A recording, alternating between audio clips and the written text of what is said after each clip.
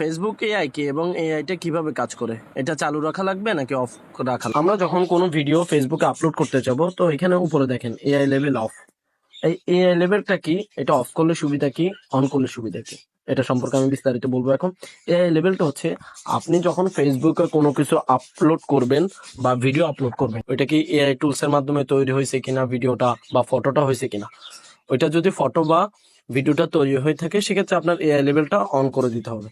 AI লেভেলটা on করে দিলে ফেসবুক বুঝবে যে এটা এআই দ্বারা তৈরি, এটাতে কোনো সমস্যা নেই। যদি আপনি এআই দ্বারা তৈরি করেন বাট এআই লেভেলটা এখানে অফ করে রাখছেন, তাহলে সেক্ষেত্রে আপনার ভিডিওতে প্রবলেম আসতে পারবে। এই ভিডিওর জন্য আপনার মনিটাইজেশনটা অফ হয়ে যেতে পারে।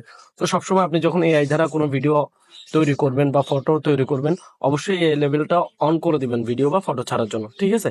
নাহলে আপনার পেজ রেস্ট্রিকশন দিতে পারে বা কন্টেন্ট মনিটাইজেশন পলিসি ইস্যু দেখা দিতে পারে। সবসময় এটা খেয়াল রাখবেন, এআই দ্বারা ভিডিও তৈরি করে থাকলে অবশ্যই এই লেভেলটা অন করে নিতে হবে। লেভেলটা অন করে দেওয়ার পরে আমরা নেক্সটে ক্লিক করলে এখানে দেখেন এআই লেভেল অন করা আছে, তো আমরা এভাবে শেয়ার নাও দিয়ে ভিডিওটা পাবলিক করে দিতে পারবো।